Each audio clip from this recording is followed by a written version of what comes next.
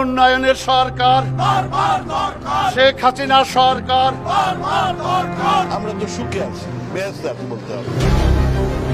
কাল গল্পে ভরা একটা মিথ্যা শাসন ব্যবস্থা। দানের টাকা, সরকারের অনুদানের টাকা, সেটা তারা খেয়ে ফেলছে। একজন পিয়ন যে কিনা 400 কোটি টাকা নিয়ে গেছে, তাহলে পিয়নকে যারা পরিচালনা করতো তাদের কি হতো? পুরো জিনিসটি আসলে একটা লুণ্ঠন প্রক্রিয়া, যেটা স্টেট এখানে তার সমস্ত ধরনের এফোর্ট দিয়ে তার আশেপাশের লোকজন, তার প্রভাবশালী নেটওয়ার্ককে অ্যাকোমোডেট করেছে। অস্ত্রের মুখেই এই ব্যাংকগুলোকে তারা দখল করে নেয়। এথিক্স, মোরাল কোনো কিছু কাজ করতেছিল না। ল এনফোর্সমেন্ট থেকে শুরু করে সবাই ইনভলভ হয়ে যায়।